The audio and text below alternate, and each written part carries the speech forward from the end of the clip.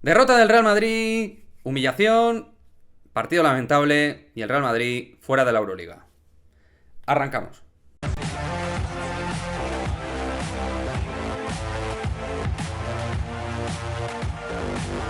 ¿Qué pasa, chicos? Muy buenas, por decir algo, derrota del Real Madrid en este partido deprimente y con Tangana al final, una imagen bochornosa a nivel baloncestístico. Un encuentro para mí, pues si no es el peor partido de la temporada, cerca está, por muchos motivos. Sobre todo a nivel de impotencia, este equipo genera una ansiedad al aficionado del Real Madrid tremenda, una impotencia increíble y demuestra que está muy lejos realmente de lo que se podía esperar en un momento determinado, al menos lo que esperábamos algunos.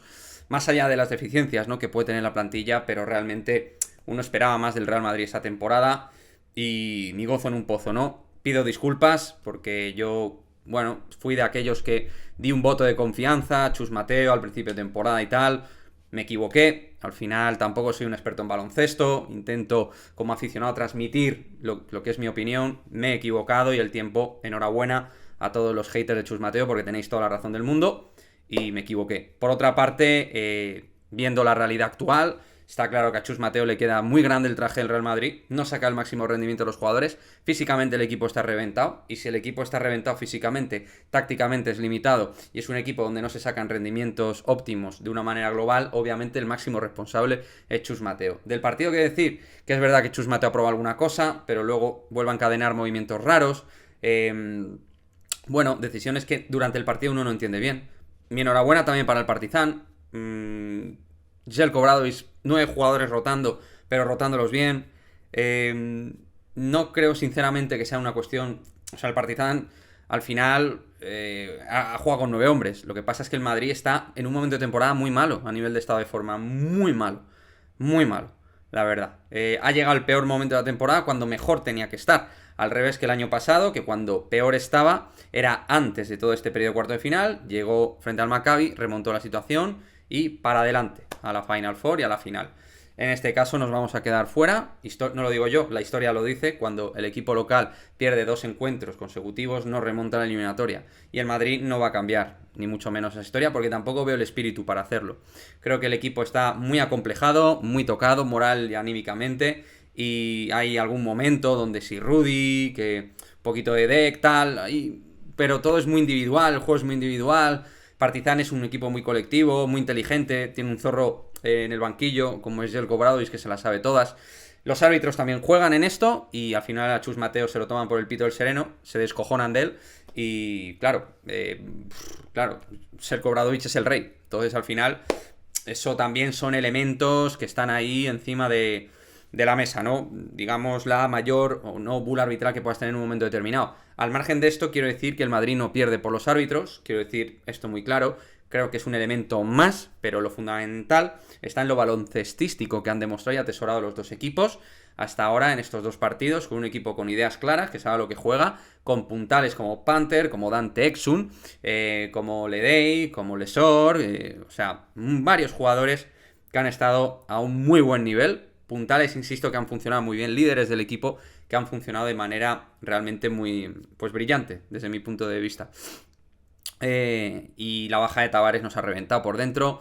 El Madrid con Tavares fuera, Poirier tocado y volviendo pues en unas condiciones físicas no óptimas. Y sin Cornelí, o sea, y luego no convocas a Lillon en Diaye, que algo te podía dar de frescura en la zona cuando no te sobra gente, pero no lo has convocado. Hoy tampoco está Fabián. En fin, bueno, se han juntado muchas cosas, la verdad, muchas cosas. El equipo ha llegado muy mal y ahora tocará pensar en la Liga Andesa, ir a Belgrado y jugar de la manera más digna, que por cierto va a ser un hervidero eso. Si ya lo iba a ser antes de lo que ha pasado al final del partido, imaginaos ahora.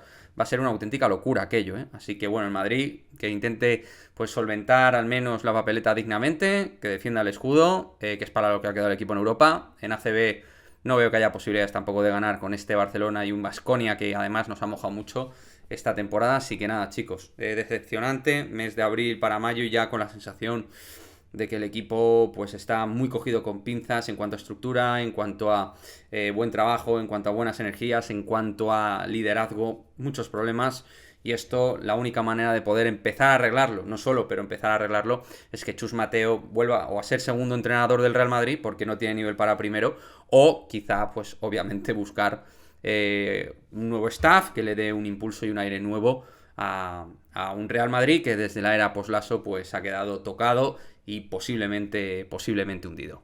Chicos, me gustaría vuestra opinión al respecto, qué os ha parecido todo esto, el partido, la tangana, que no entro en detalles, yo creo que al final ahí es un poco de todos. Panther es verdad que con Jules se pone en una situación agresiva, luego a partir se mete en Dante Exum, Yabu también, de por medio, en fin, para mí todos mal. También es verdad que yo creo que los jugadores han tenido un poco así por el tema, ¿no? Del arbitraje, que ha habido momentos donde la verdad hay cosas que uno no entendía muy bien, ¿no? No las entendía muy bien.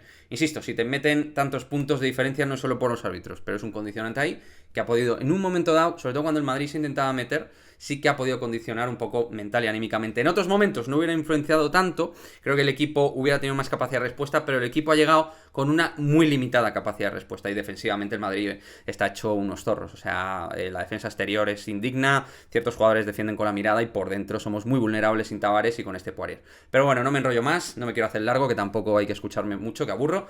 Venga chicos, dejadme vuestra opinión y nos vemos en el próximo vídeo. Chao, chao.